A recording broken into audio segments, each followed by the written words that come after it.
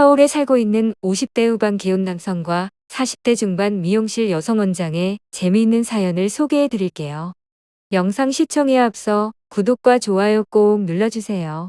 그러면 사연을 말씀드리겠습니다. 안녕하세요. 저는 50대 후반 기혼 남성이고 조그만 기업에서 임원으로 근무하고 있습니다. 참고로 저는 2년 후에는 퇴직을 해야 하는 상황입니다. 제가 근무하는 회사에는 젊은 직원들이 많은 편입니다. 그러다 보니 저는 항상 단정한 옷차림을 하고 있으며 머리도 2주나 3주마다 자르고 있습니다. 저는 다행히도 부모님의 유전자를 잘 물려받아 머리숱은 많은 편이며 아직까지 염색은 하고 있지 않습니다. 저는 2달 전 토요일에 광진구에서 강동구로 이사를 했습니다. 아침 일찍 포장 이사를 했지만 저녁 늦게까지 자잘한 짐 정리를 했습니다. 다음 날 오전에 저는 집 주변 이곳저곳을 산책하였습니다. 이때 약간 구석진 곳에 있는 조그만 미용실이 눈에 띄었습니다. 미용실은 깔끔해 보였는데 손님은 없었습니다.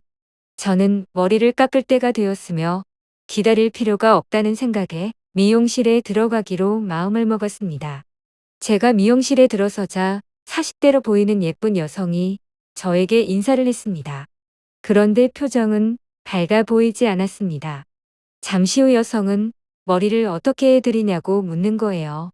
저는 머리를 자른 지 2주가 되었다고 했으며 깔끔하게 다듬어 달라고 했습니다. 그러자 여성은 알았다고 했으며 머리를 깎기 시작했습니다.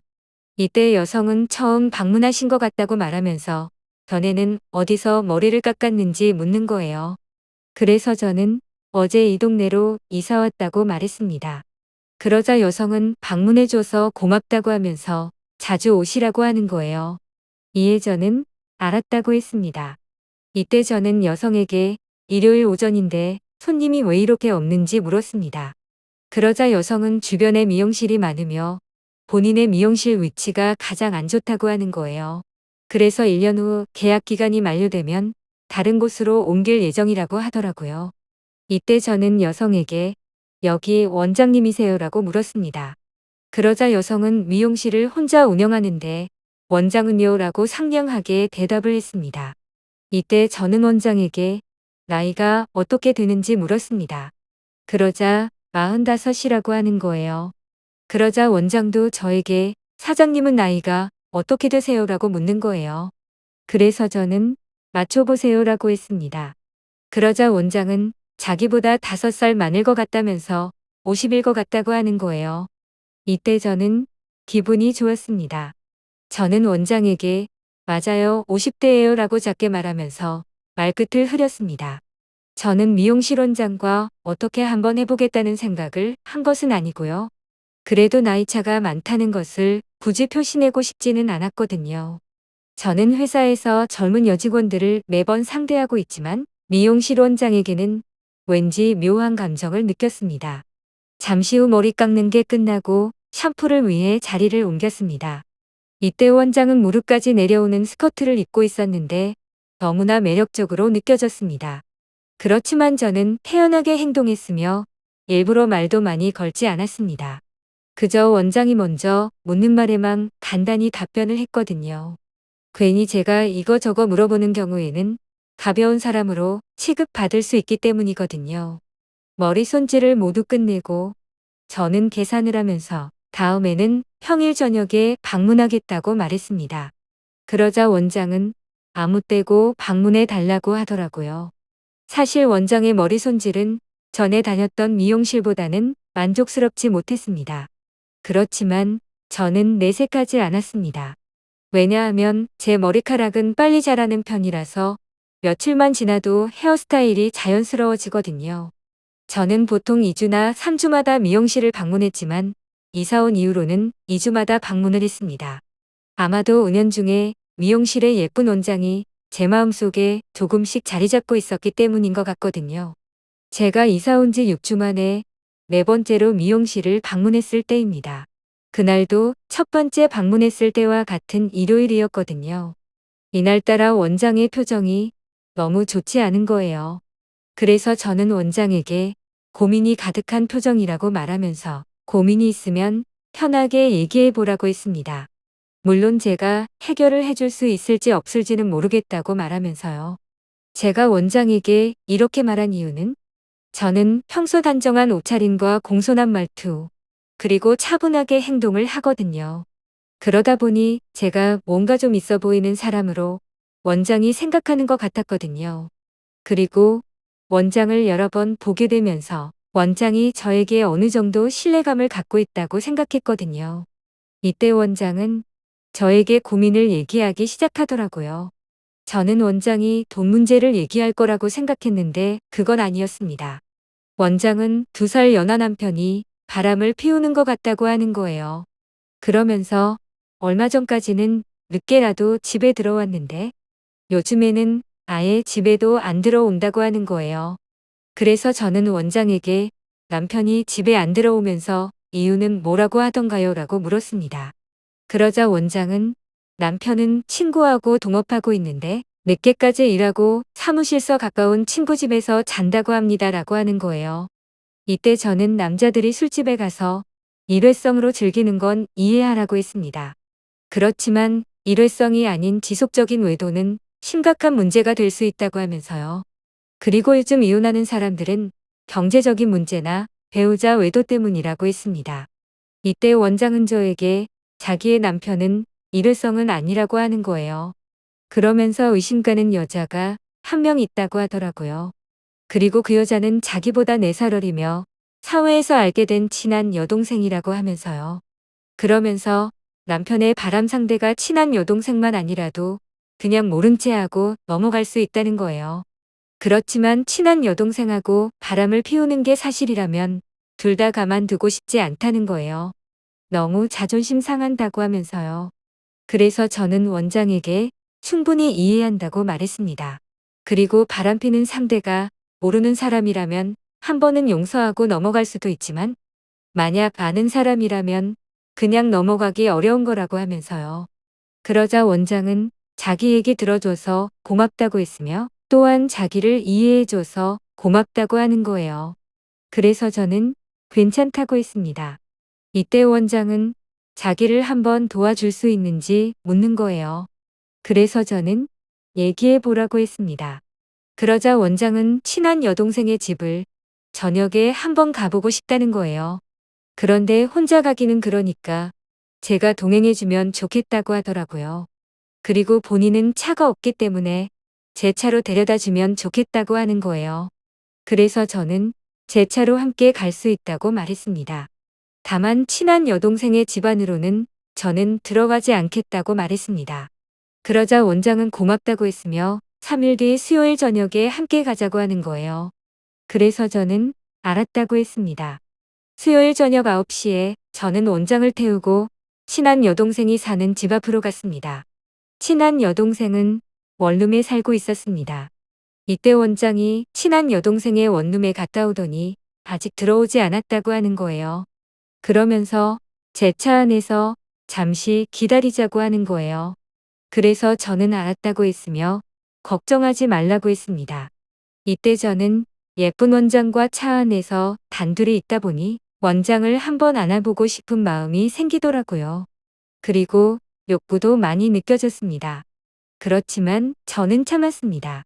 둘이서 차 안에서 기다린 지 20분 정도가 지났는데도 아직 친한 여동생은 집으로 오지 않았습니다.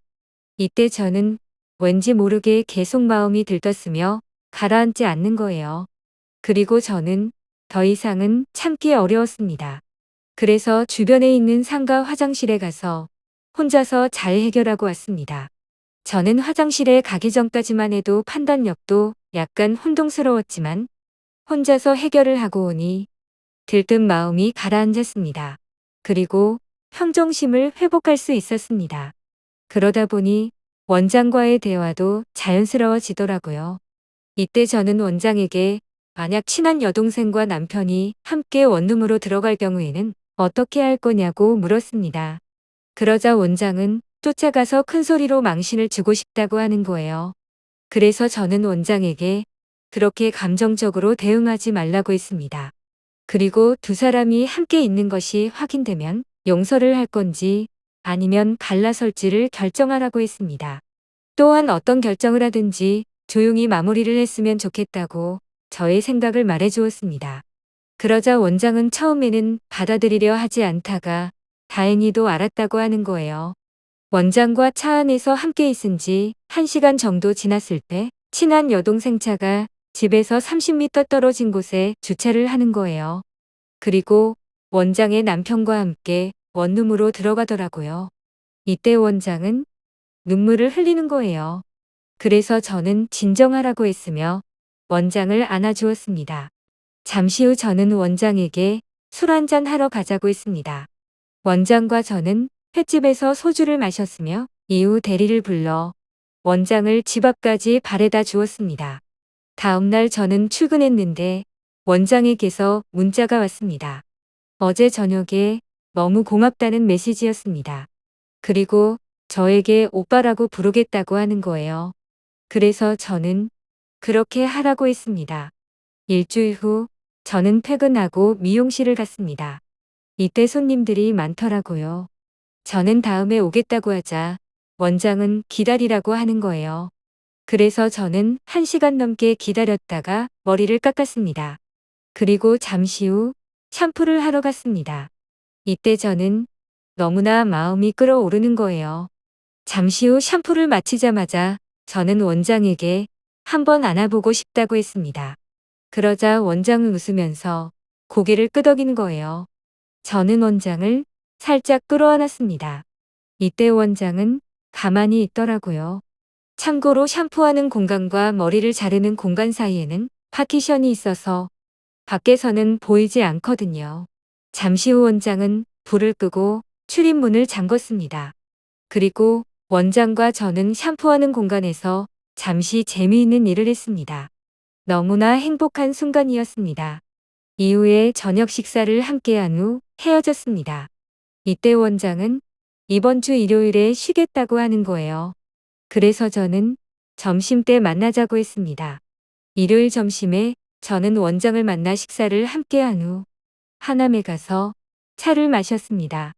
그리고 호텔에 가서 휴식을 취했습니다.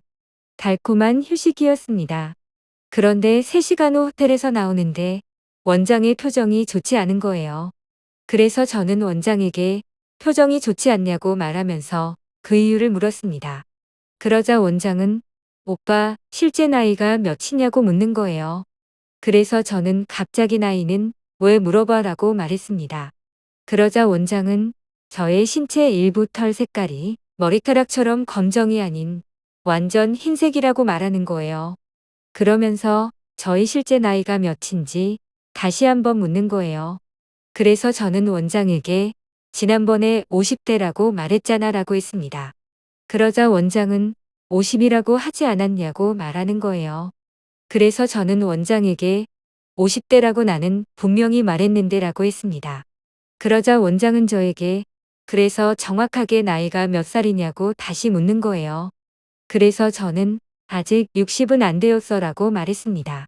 그러자 원장은 50대 후반이냐고 묻는 거예요. 그래서 저는 그렇다고 했습니다. 그러자 원장은 다시 한번 우리 관계를 생각해 보겠다고 하는 거예요. 그래서 저는 나이가 뭐 중요하냐고 말하면서 알아서 생각하라고 했습니다. 저는 원장을 집 앞에 내려주고 집으로 들어왔습니다. 그리고 5일이 지난 오늘까지도 저는 원장에게 연락을 하지 않았습니다. 마찬가지로 원장도 저에게 연락이 없습니다. 저는 머리를 깎아야 할 때가 되었는데 원장의 미용실로 가야 할지 아니면 다른 미용실로 가야 할지를 고민하고 있습니다.